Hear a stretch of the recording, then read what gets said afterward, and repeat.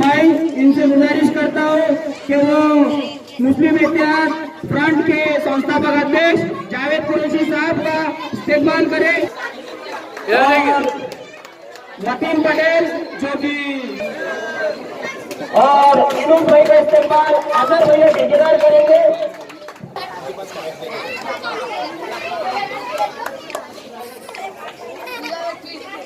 जय भीम, जय भीम। दोस्तों, आज हम जमा हुए हैं ताहिर पटेल साहब के अध्यक्ष, हमारे फारूक साहब, वंचित अघाड़ी के, मुस्लिम इत्तेहाद फ्रंट के शेर दिल अजीज जावेद कुरैशी साहब, हमारे मतीन पटेल साहब, हमारे शेर दिल अजीज जावेद साहब। होता था कौम और मिल्लत पे जो भी होता था उसको देखकर सबसे पहले आगे बढ़ चढ़कर रहते थे। 2008 के अंदर इस चीज की चर्चा की गई थी, मुस्लिम इत्तेहाद फ्रंट धीरे धीरे धीरे चलते चलते मजलिस में जम कर दिया गया। वही फ्रंट जो मजलिस में जम हुआ और आपने देखे मजलिस किस मुकाम पर जब साहब मजलिस का काम हाथ में लेकर करते थे, वो 4 लोगों ने आज मजलिस को एक आमदार दिया, 24 नगर सेवक दिए और एक खासदार दिया। ये वही 2008 की मेहनत का नतीजा था जो मजलिस को देखने मिला, अपनों को स्टेज पे बैठे वंचित बहुजन अघाड़ी के महाराष्ट्र के तर्जुमान फारूक अहमद साहब,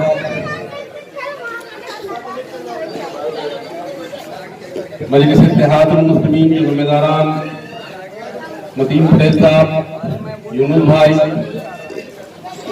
और आज ये जो कोरम मीटिंग ब्रह्मनगर में रखी गई है जिसके ऑर्गेनाइजर ताहिर पटेल साहब, मैं उनको तहे दिल से मुबारकबाद पेश करता हूँ कि उन्होंने बहुत कम वक्त में, बहुत दिक्कतों में, पुलिस की परेशानी के बावजूद भी आज ये प्रोग्राम यहाँ पर रखा। ये प्रोग्राम रखने का एक ही मकसद है यहाँ पर कि एक डेढ़ महीना पहले जो है यहाँ पर वंचित बहुजन अघाड़ी की एक मीटिंग हुई थी और उसमें मुझको बुलाया गया था। मैं मुस्लिम इत्तेहाद फ्रंट की हैसियत से उस प्रोग्राम में वहां गया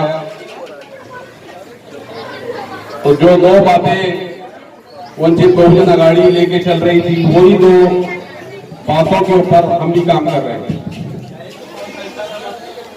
वो 2 बातें, एक जो बात बहुत बड़ी बात है, एक बात वो ये है कि अल्लाह के रसूल सल्लल्लाहु अलैहि वसल्लम की शान में जो लोग गुस्ताखी कर रहे हैं, कोई भी ऐरा गैरा लत्तू खैरा आ जा रहा है और गुस्ताखी करके वो 2 घंटे के अंदर पुलिस से बेल हासिल कर ले रहा है। तो प्रकाश अम्बेडकर साहब ने एक बड़ा काम ये किया कि उसके ऊपर जो है एक बिल बनाए, यानी बिल एक नया कानून बनाए, और वो कानून का नाम है नबी करीम सल्लल्लाहु अलैहि वसल्लम की शान में जो गुस्ताखी करेगा उसको सजा देगा। उसका नाम ही है। तो ये जो अल्लाह के रसूल की शान में गुस्ताखी, मुसलमान अपनी जान गंवाने को पसंद कर सकता है, लेकिन अल्लाह के रसूल की शान में गुस्ताखी को बर्दाश्त नहीं कर सकते। और वो मुसलमान के इतना सब हो जाने के बावजूद भी खामोश तमाशाई है, तो वो लोग अपने ईमान को टटोल ले, अपने ईमान का जायजा ले ले, अपने ईमान का एहतसाब कर ले।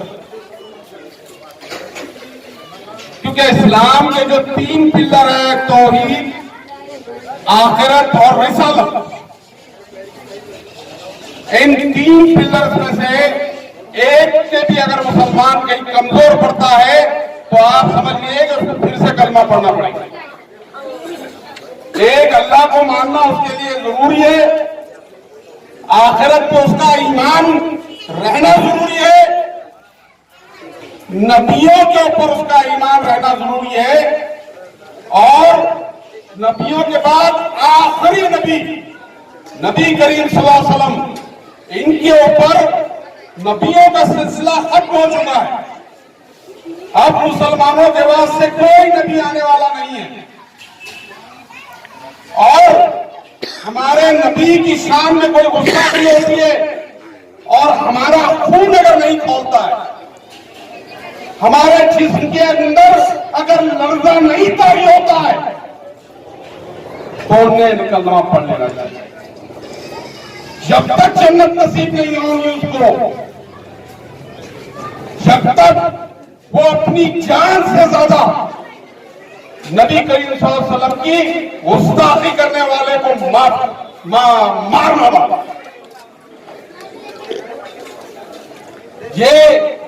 ये मामला था।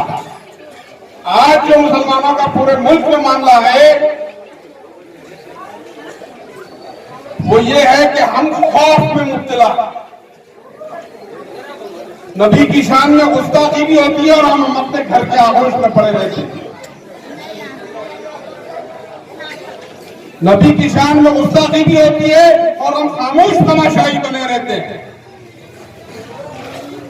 इस पर प्रकाश अंबेडकर साहब ने एक कानून बनाने की वकालत की है असेंबली के अंदर,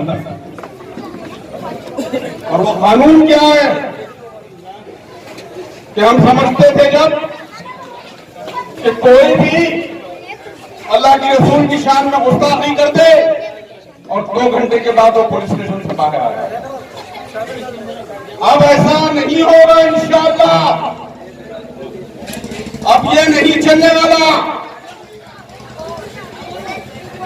असेंबली के अंदर बहुत सारे मुसलमान एमएलए हैं, पार्लियामेंट के अंदर बहुत सारे मुस्लिम एमपीज हैं, लेकिन वो कहते हैं ना कि अल्लाह ताला अगर किसी से काम लेने का है तो फिर किसी से भी काम ले लेता है। और इस वक्त अल्लाह ताला ने जिस शख्स को मुंतखब किया वो शख्स का नाम है प्रकाश अंबेडकर।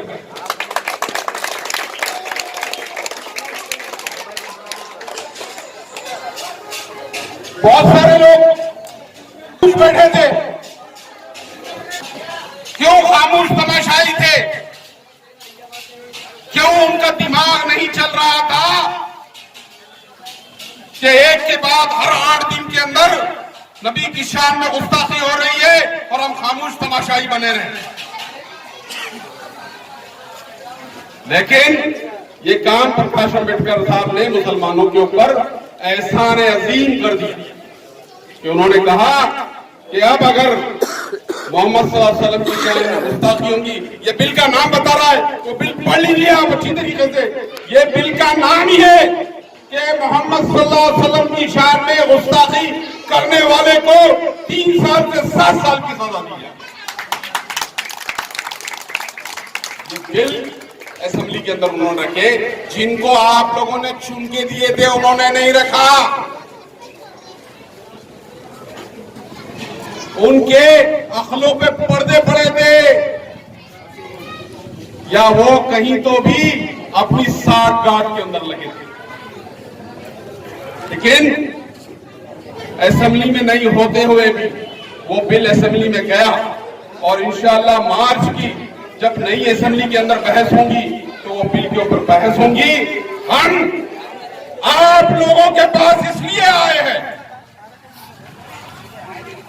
कि मार्च तक हम कोशिश ये कर रहे हैं कि किसी तरीके से कि यहां महाविकास अघाड़ी की जो हुकूमत है उस हुकूमत के ऊपर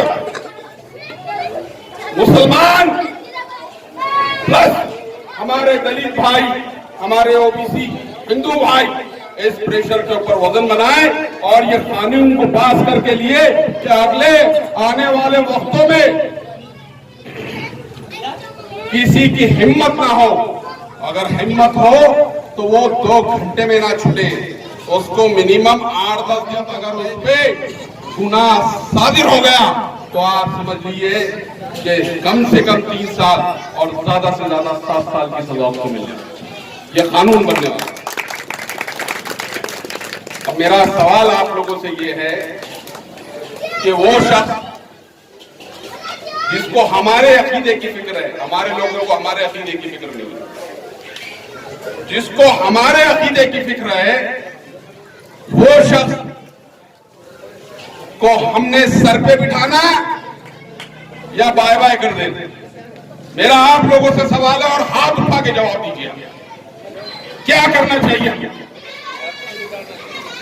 तो हाथ उठाइए, हाथ उठा के तायीद करिए उस शख्स की जिसने ये बिल मंजूर किया। और अगर हाथ उठाने में भी आपको तकलीफ हो रही तो अपने ईमान को टका लो और मारो नारे तकबीर, नारे तकबीर।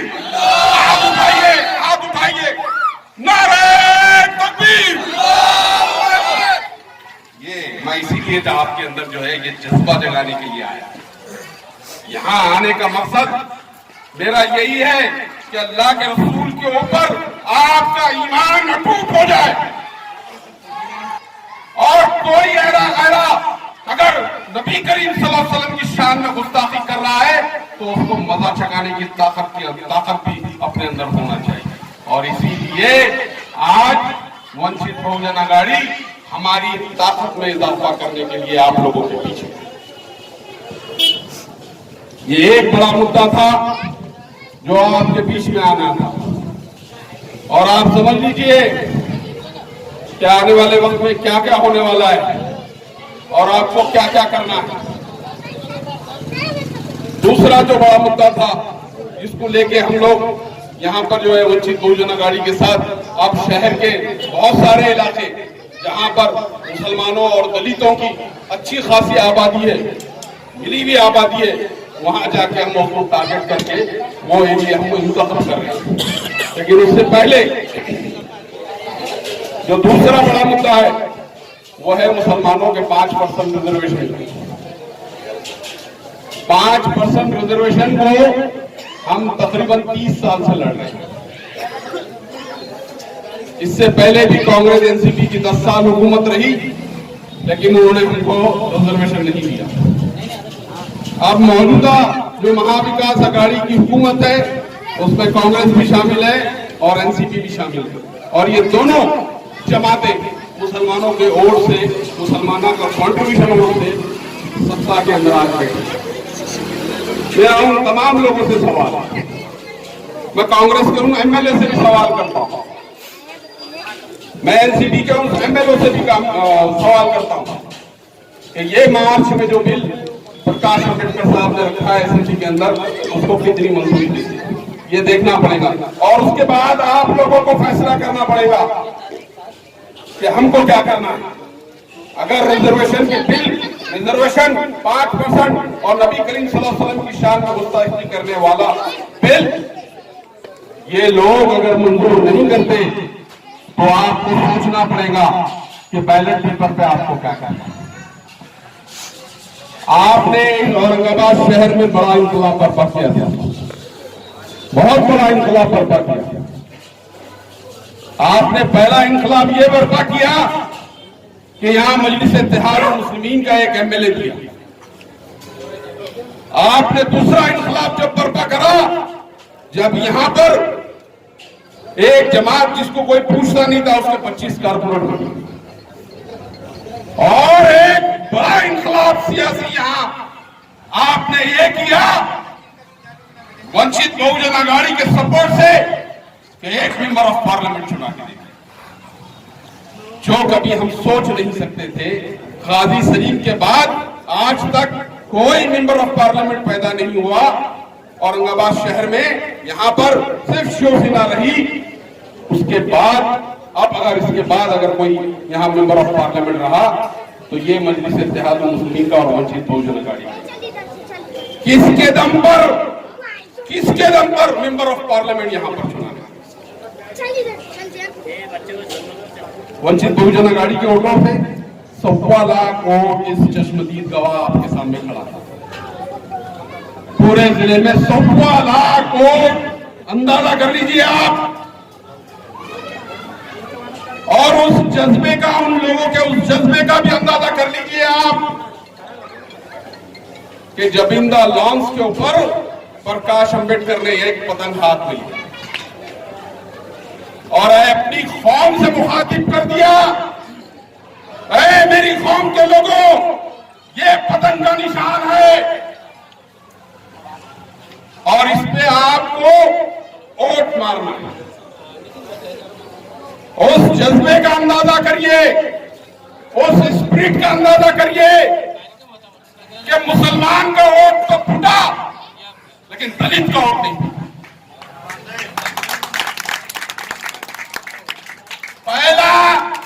पहला यहां सालों के बाद अगर बना तो ये मेरे भाई लोगों के वोटों से बना, मैं शुक्रगुजार हूं उनका। और दूसरा एहसान अजीम उनका ये है कि उन्होंने जो है ये तो ये सारी चीजें हमारे साथ रखी। और जब असेंबली का इलेक्शन आया तो किसने खंजर मारा पीठ पे इन लोगों को? कौन है वो? कौन एहसान फरामोश है वो? कौन मफाद परस्त है वो? कौन मौका परस्त है वो? उसको भी ढूंढिए आप कि कौन है वो, कि जब तुमको ये कौम ने इतनी ईमानदारी से वोट दिया कि तुम्हारी कौम ने तुमको इतनी ईमानदारी से वोट नहीं दिया, और जब उसका वक्त आया तो एहसान फरामोशी का मामला मफादारी कमी इस कौम के साथ।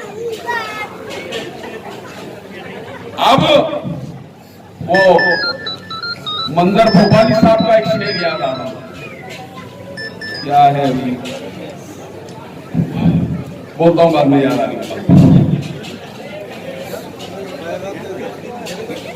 गैरते जिहाद रसूलुल्लाह और से गैरते जिहाद अपनी जख्म खा के जागेंगे।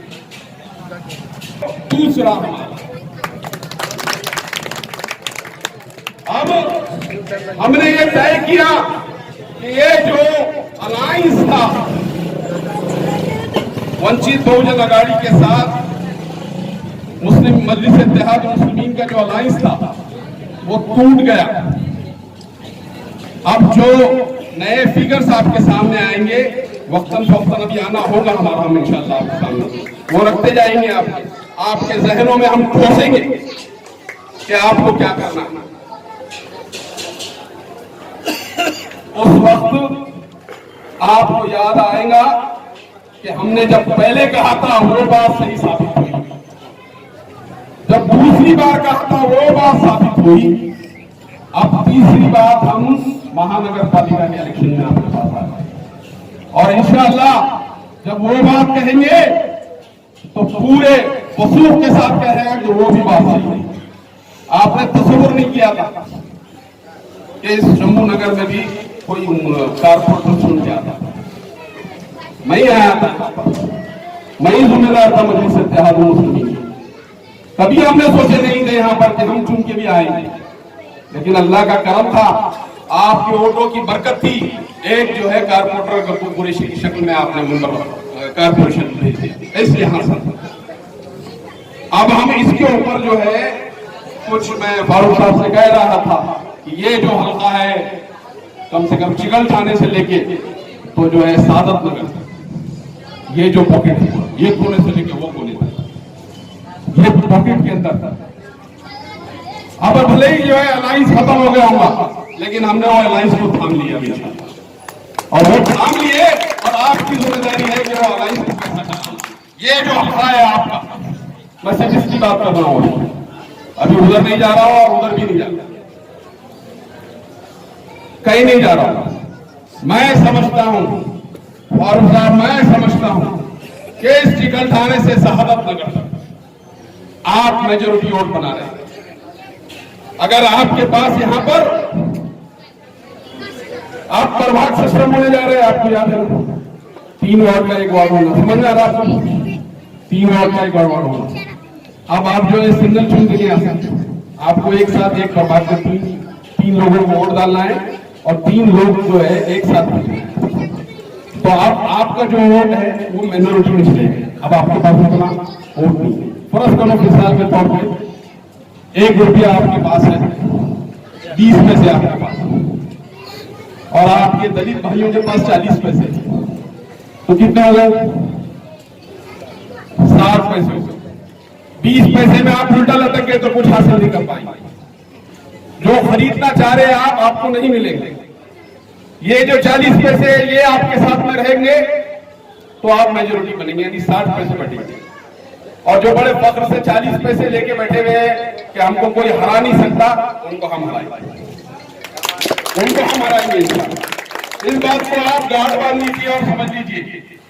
हम अभी जहां जहां भी इस किस्म के प्रोग्राम ले रहे हैं, हम उन बस्तियों को ही टारगेट कर रहे हैं जहां पर हमारी यानी मुसलमानों की और वंचित बहुजन अघाड़ी के जो वोटर्स हैं, उनकी तादाद में ही हम कामयाबी हासिल कर सकते हैं।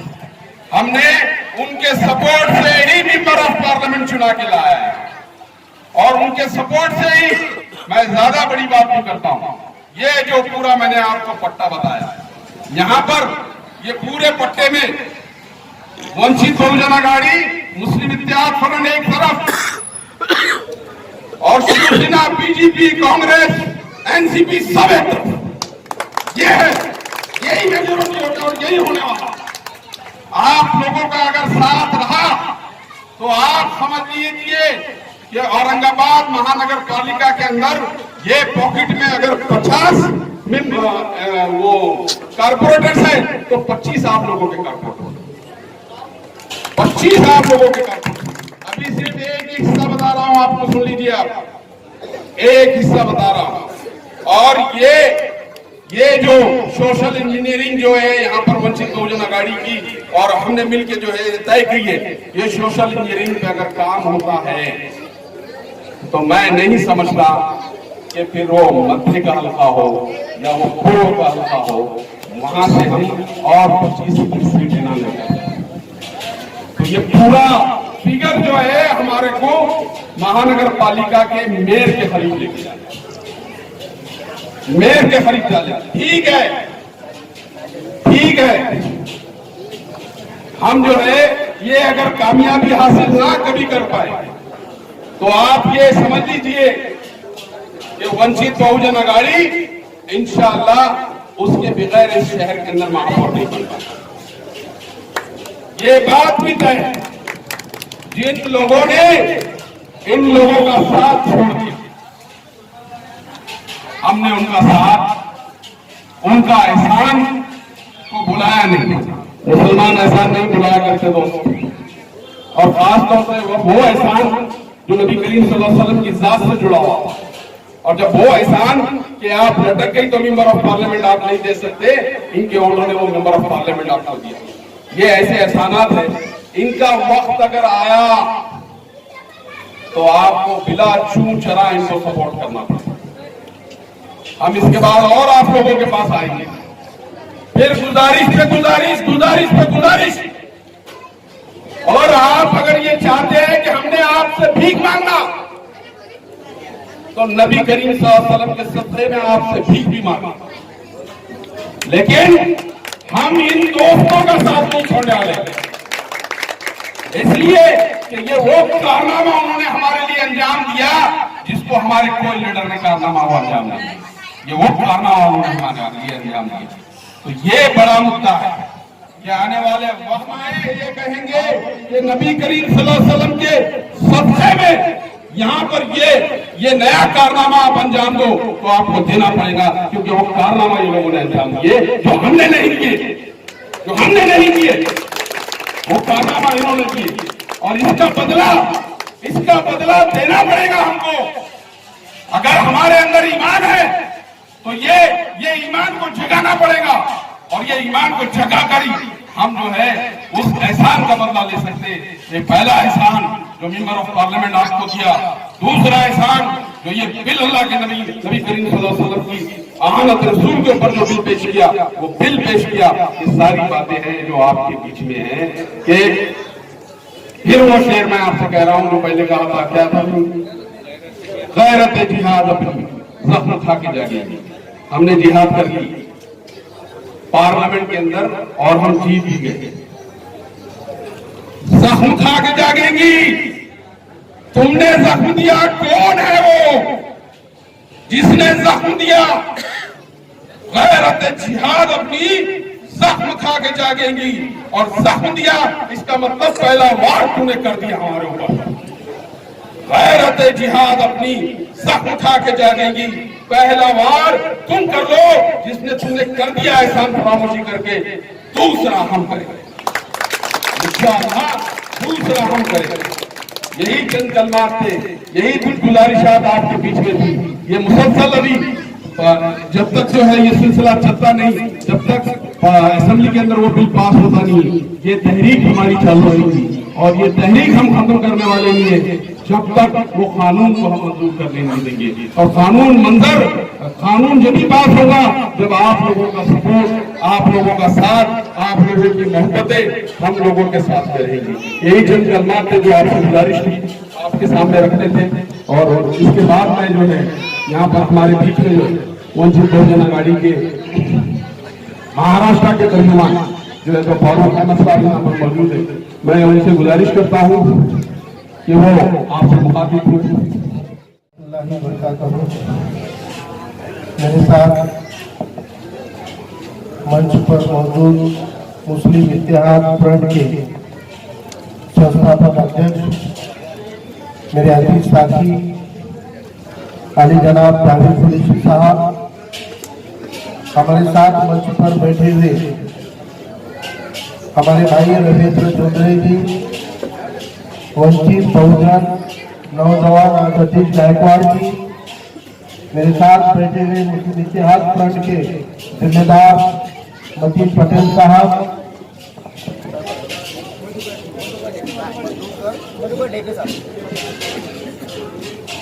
इस इलाके की जानी मानी शख्सियत मधुकर ठेपे साहब, इस प्रोग्राम के ऑर्गेनाइजर अली जनाब हमारे दोस्त ताहिर भाई, नितिन भुईगर, वंचित बहुजन आघाड़ी के मजदूर तबके के लीडर राजू फाल्टे जी, वंचित बहुजन आघाड़ी के मध्य शहर सदर जलीस अहमद साहब, उनके महासचिव, उनके साथ भगवान खिल्लारे जी, और इस महफिल में, इस तकरीब में शिरकत किए हुए तमाम नौजवानों, बुजुर्गों, दोस्तों और मेरे अजीज पत्रकार साथियों। जावेद कुरैशी साहब ने बड़े अच्छे अंदाज में और बड़ी तफसील के साथ हमारे इस बेदारी मुहिम के बारे में आपको जानकारी दी है। जावेद भाई ने अपने मकसद को बयान किया है, और मकसद को बयान करते हुए उन्होंने अपने दर्द का, लेकिन अपने ही रास्तों को बंद करने की गलती, बंद करने का गुनाह हमें से ही अगर किसी ने किया है तो उसकी तकलीफ और उसका दर्द आपको और हमको होना ये लाजमी है। साथियों, एक दो मौजू को लेकर ये बेदारी मुहिम हम चला रहे हैं। मुस्लिम इत्तेहाद फ्रंट और वंचित बहुजन आघाड़ी, ये दो संगठनों का इत्तेहाद नहीं है, ये महज दो सियासी जमातों का इत्तेहाद नहीं है। ये जो इत्तेहाद है, ये जो भाईचारा है, ये खाली दो संगठन ऑर्गेनाइजेशन का नहीं है, तो ये दो समाज की दोस्ती है, ये दो समाज का इत्तेहाद है। और इस मुल्क के सेक्युलरिज्म मानने वाले, जमहूरियत मानने वाले जो दो बड़े तबके हैं, वो अगर एक जगह आ जाते हैं तो क्या अंजाम होता है, इसकी झलक आपने लोकसभा इलेक्शन 2019 में देखी है, जिसको आप और हम खुद नामुमकिन करार दिया करते थे। उस नामुमकिन वाकई को मुमकिन करने का काम वंचित बहुजन आघाड़ी और मुसलमानों के इतिहास ने किया था कि हमने महाराष्ट्र का पिछले 25 सालों से 1.5 करोड़ मुसलमानों का एक भी नुमाइंदा पार्लियामेंट में नहीं था। जिस पार्लियामेंट के अंदर आपकी शरीयत को लेकर फैसले होते हैं, आप तो कोई मुसलमान को अपने आप को सेक्युलर कहने वाली कांग्रेस, राष्ट्रवादी जैसी पार्टियां भी मुसलमान को लोकसभा में चुन के नहीं लाती थी। नामुमकिन हो गया था कि कोई मुसलमान महाराष्ट्र से चुन के पार्लियामेंट में चला जाए। कुछ भी कर ले, क्या भी कर ले, लेकिन ये मुमकिन नहीं लग रहा था। लेकिन आली जनाब प्रकाश अंबेडकर साहब ने दुरंदेशी से काम लेते हुए तमाम बहुजन समाज के वंचितों को एकजुट करके कहा कि इस मुल्क में, इस रियासत में जो मुसलमान है, ये भी तो बहुजन है, ये भी तो वंचित है, ये भी सत्ता से महरूम है, पार्लियामेंट के सीट से महरूम है, मंत्री पद से महरूम है। और ऐसे महरूम तबकों को लेकर अगर हम लड़ रहे हैं तो मुसलमानों के लिए भी लड़ने की जिम्मेदारी उठाते हुए उन्होंने मुसलमानों की जमातों को साथ में लेने का फैसला किया और पार्लियामेंट के अंदर एक सीट पे लड़ने का इसरार करके सीट दी हुई है। आप कहते होंगे, क्या आप समझ रहे होंगे कि भाई मजलिस का और वंचित का जो अलायंस था, इत्तेहाद था, यूती आघाड़ी थी, उसमें पार्लियामेंट के लिए मजलिस के सदर बैरिस्टर असदुद्दीन ओवैसी साहब ने कोई सीटें मांगी थी क्या? नहीं मांगी थी। 17 जनवरी 2019 को नांदेड़ के स्टेज के ऊपर से प्रकाश अंबेडकर साहब की मौजूदगी में बैरिस्टर ओवैसी साहब ने डिक्लेयर कर दिया था कि महाराष्ट्र में होने वाले इस लोकसभा चुनाव की 48 सीटों पर एक भी सीट के ऊपर मजलिस इत्तेहाद मुस्लिम इलेक्शन नहीं लड़ने वाली है। 48 के 48 सीटों में से एक भी सीट के ऊपर एमआईएम इलेक्शन नहीं लड़ेगी। ये 17 जनवरी 2019 को डिक्लेयर किया जा चुका था। लेकिन आली जनाब प्रकाश अंबेडकर साहब ने इसरार करके कहा था कि असद साहब, मेरे कहने पर औरंगाबाद की एक सीट आप इम्तियाज को खड़ा करो, नहीं मानने पर हैदराबाद जाकर घर में जाकर मुलाकात करके कहा कि नहीं, एक सीट खड़े करो। और ये प्रकाश अंबेडकर साहब के इसरार के ऊपर औरंगाबाद की एक सीट लड़ाने का इरादा मजलिस को करने के लिए मजबूर किया गया था। रियाज साहब, यह ऐसे ही नहीं हुआ था, ये प्रकाश अंबेडकर साहब ने मजबूर किया था उनको कि आपको लड़ना पड़ेगा, क्योंकि प्रकाश अंबेडकर साहब ये जानते थे कि इस महाराष्ट्र के अंदर बैरिस्टर ओवैसी साहब की क़यादत या उनकी तकरीरों के लिए भीड़ कितनी भी जमती होगी, लेकिन उनकी भीड़ में जमा होने वाला हर आदमी उनके कहने पर वोट नहीं देता। वंचित बहुजन आघाड़ी के भी 4 कैंडिडेट मुसलमान थे जावेद भाई, परभनी से लेकर मुंबई तक 4 लोकसभा के लिए अली जनाब प्रकाश अम्बेडकर साहब ने मुस्लिम कैंडिडेट दिए थे और ये 4 में से कई लोकसभा में बैरिस्टर अवैसी साहब ने प्रचार भी किए थे आके और मुसलमानों को कहा था कि वंचित को वोट दो, लेकिन बैरिस्टर अवैसी साहब के इसरार पे किसी लोकसभा के मुसलमानों ने एक घंटा वोटिंग वंचित बहुजन आघाड़ी को नहीं की, लेकिन अली जनाब प्रकाश अम्बेडकर साहब के कहने पर औरंगाबाद लोकसभा हल्के की आवाम ने एक कट्ठा वोटिंग विंध्याचल और हिमायत को करके यहां से मिराकल और चमत्कार किया। आप याद कीजिए वो मंजर, याद कीजिए। आप सोच रहे थे भाई हम को वोट दे दिए तो शिवसेना आती की क्या आएगी, खैरे आता की क्या आएगी, फिक्र कर रहे थे, सोच रहे थे। लेकिन वंचित समाज प्रकाश अम्बेडकर साहब के कहने पर इस तरह इलेक्शन लड़ रहा था जैसे कि कोई त्योहार है, जैसे कि कोई बहुत बड़ी ईद मनाने की तैयारी हो रही है। अरे वो लेडीज ने, औरतों ने, मेरी दलित बहनों ने अपने गले के मंगलसूत्र निकाल निकाल के इम्तियाज के झोले में डाल दिए, बच्चों ने गुल्लक तोड़ के पैसा दिया, भीम जयंती का त्योहार के लिए जमा किया और पैसा भीम जयंती नहीं मनाते हुए वो समाज ने इम्तियाज का झोला है। इसलिए फारूक अहमद को दर्द होता है, इसलिए ताहिर को दर्द होता है, क्योंकि हमको मालूम है हमारी नुमाइंदगी को रोकने की साजिशें होती है।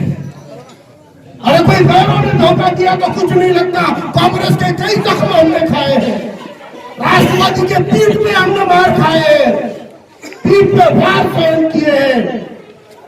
लेकिन अपनों में से कोई अगर हमारी कौम के मुस्तकबिल की सियासत का दरवाजा बंद कर देगा, दर्द तो होगा ही, दर्द तो होगा ही। लेकिन फिर लगता है किसी शायर ने कहा है, बेज़मीरों से, रियाकारों से, मक्कारों से फायदा कुछ भी नहीं है, गिरती हुई दीवारों से। बेज़मीरों से, रियाकारों से, मक्कारों से फायदा कुछ भी नहीं है, गिरती हुई दीवारों से। अपने दुश्मन से कोई डर नहीं लगता है हमें, डर तो लगता है फकत कौम के गद्दारों से। और एक आदमी की गद्दारी, एक आदमी की मक्कारी ये पूरे कौम को मुजरिम नहीं बना सकती है। और कौम में जिंदा दिल लोग हैं जो लड़ने का जज्बा रखते हैं, जो पिछड़े तबकों को साथ ला सकते हैं। इसकी जिंदा मिसाल अगर आपको देखनी है तो वो जावेद कुरैशी साहब है, जिन्होंने इस इतिहास को जिंदा किया। उस इतिहास को जिंदा किया है कि तमाम वंचित और मुसलमान फिर एक हो सकते हैं। एक ऐसा मंच देने के लिए जावेद कुरैशी साहब आगे आए हैं और ऐसे कई मेरे भाई और साथी हैं जो इस इतिहाद के साथ जुड़ना चाह रहे हैं। और ये हमको किस लिए करना है, क्यों करना चाह रहे हैं भाई हम? अल्हम्दुलिल्लाह अल्लाह की तरफ से जावेद कुरैशी साहब को रहने को एक छोड़ के कई मकान है, प्रॉपर्टियां है, फैक्ट्री है, कारोबार है और अल्लाह ताला ने इज्जत की छत दी है, बड़े सुकून से जी रहे हैं। क्यों चाहते हैं कि वो और उनके जैसे लोग असेंबली में जाए? क्या जरूरत है उनको असेंबली में आमदार और खासदार चुन के भेजने की? ताकि हम अपने वजूद का तहफ्फुज कर सके, हम अपने अकीदों का तहफ्फुज कर सके, हम अपनी शरीयत का तहफ्फुज कर सके, हम अपने संविधान और दस्तूर के हकूक का तहफ्फुज करने के लिए हमको असेंबली और पार्लियामेंट में चुन के जाना जरूरी है। और अगर एक समाज के दम पे हम चुनाव लड़ेंगे, लड़ सकते हैं, जीत नहीं सकते। क्या करना चाह रहे हैं हम चाहते असेंबली के अंदर ऐसे एमएलए चुन के जाए जो अपने स्टडी के दम पर असेंबली को हिलाने का काम करे और कहे उनको कि इस मुल्क के संविधान ने, डॉक्टर बाबा साहब अम्बेडकर के संविधान ने हर एक मजहब और जाति उम्मती के लोगों को अपने अपने अकीदे और मजहब के हिसाब से जीने का हक दे दिया है, तो फिर हमारे इस अकीदे का तहफ्फुज़ करना हुकूमत की जिम्मेदारी है। फिर क्यों हमारे नबी करीम सल्लल्लाहु अलैहि वसल्लम की बेहुरमती होती है, क्यों फिर उनके ऊपर बात की जाती है, क्यों उनके खिलाफ में साजिशें की जाती है, क्यों किसी महामानव के खिलाफ में अवमानना होती है, क्यों किसी महामानव के खिलाफ में भी बेहुरमती होती है। और अगर कोई कर रहा है तो आप करते क्या हो?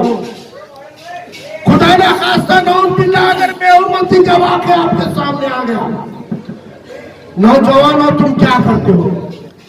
अगर कोई व्हाट्सएप फेसबुक पे तुम्हारे सामने बेहुरमती का कोई वाक़या जब आता है तो आप जमकर एक हो जाते हो और पुलिस स्टेशन को जाते हो।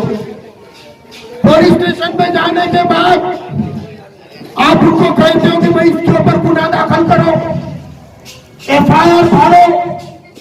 पुलिस बोलती है साइबर क्राइम है, बोलती साइबर क्राइम, और साइबर क्राइम डायरेक्ट एफआईआर नहीं होती, बोलती तुम हमको कंप्लेंट दो, साइबर को भेजते 3 दिन के बाद आओ।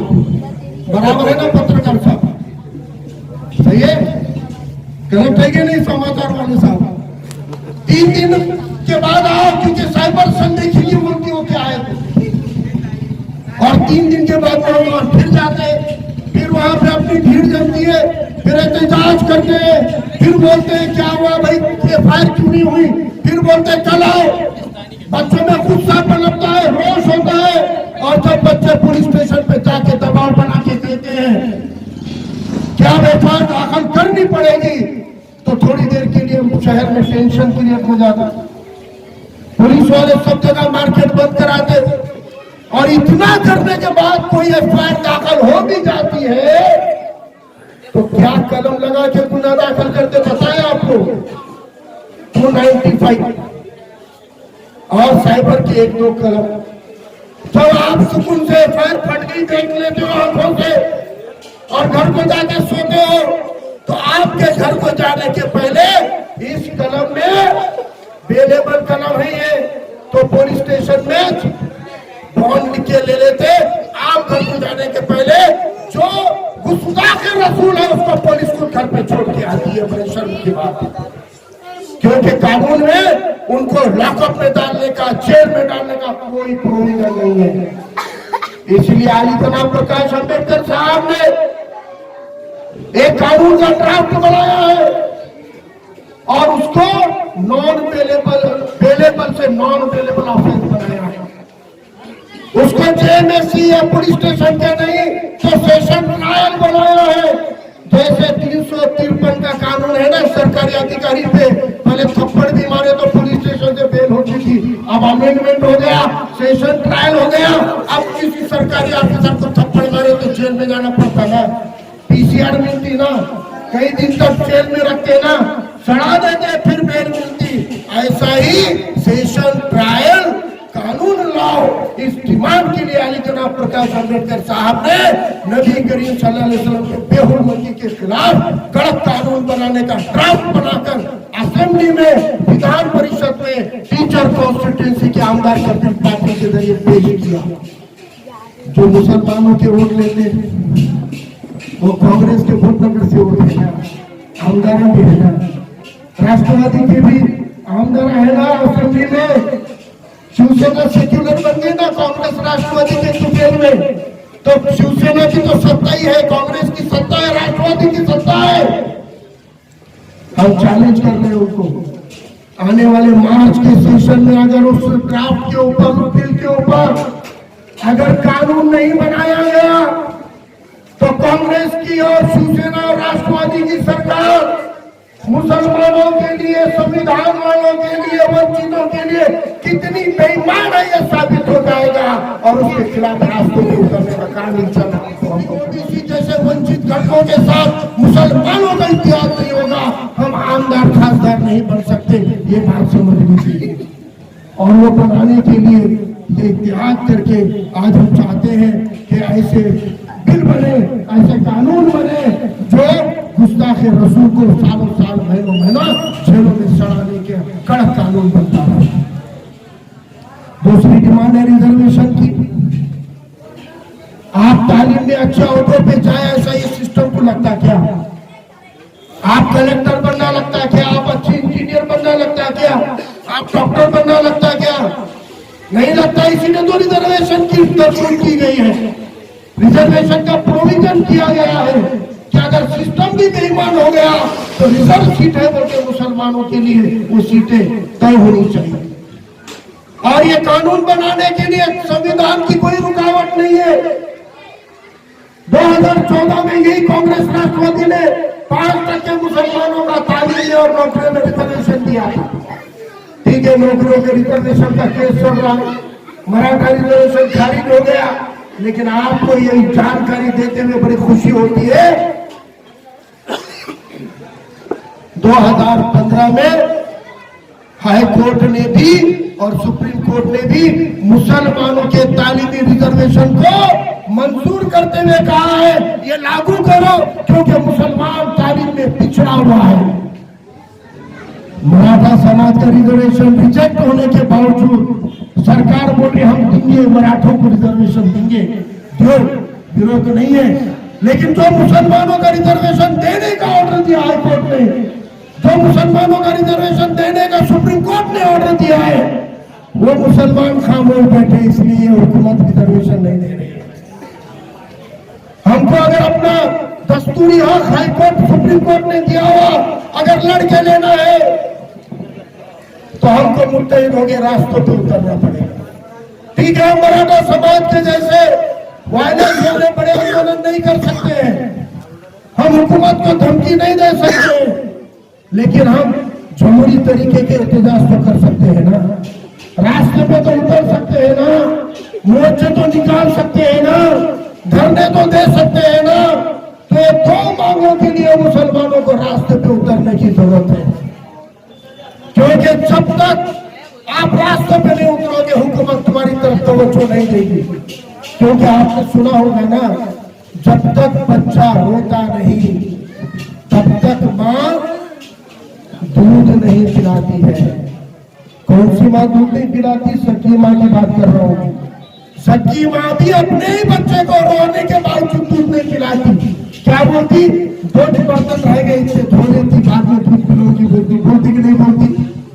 एक ही कपड़ा रहा उतना धोने के ना, रो दो थोड़ी देर, बोलती रो दो थोड़ी देर, एक कपड़ा धो के काम खत्म करके दूध पिलाएंगे, बोलती कि नहीं बोलती?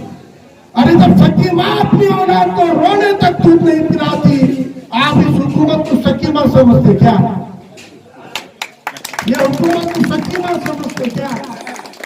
ये सच्ची तो नहीं है, सौतर भी नहीं है, डायन माँ है ये, जो अपने बच्चों को खा जाती है, अपने बच्चों को खाने वाली डायन माँ है। और अगर ये डायन माँ का दूध पीना है तो कितनी कसरत से हमको रास्तों पे उतरना पड़ेगा, इसका अंदाजा लगाइए। आज आपके मोहल्ले में नुक्कड़ सभा के जरिए आज हम अपील कर रहे हैं, इंशाल्लाह आने वाले वक्त में हफ्ते 2 हफ्ते में मुस्लिम इत्तेहाद फ्रंट और वंचित बहुजन आघाड़ी की मीटिंग में तारीख तय होगी और वो तारीख रहेगी डिविजनल कमिश्नर के ऑफिस पर एक बहुत बड़ा धरना नबी करीम सल्लल्लाहु अलैहि वसल्लम के बेहुरमती के खिलाफ कानून और 5% रिजर्वेशन की डिमांड के लिए रखा जाएगा। इंशाल्लाह आप उसमें शिरकत करेंगे, सब समाज एक होकर हम दिखा देंगे कि now we are the power.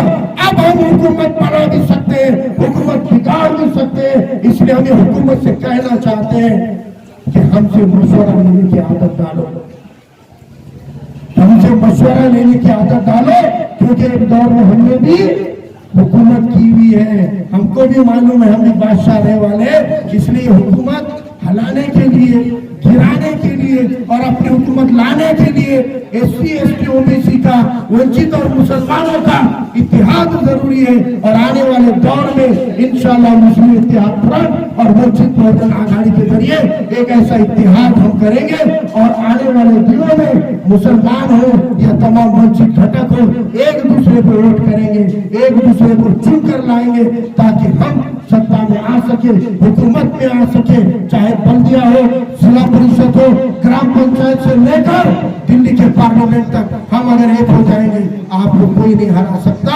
आप हर लड़ाई, हर इलेक्शन को इंशाल्लाह जीत सकते हो। लेकिन अब हमको एक देख बिरयानी की ओर लगानी है और मट्टी डालने वालों के हाथों को भी पाबंद करना है। उनके हाथों को रोकेंगे तो ही बिरयानी बनेगी और बटेगी और सभी को इंशाल्लाह मिलेगी।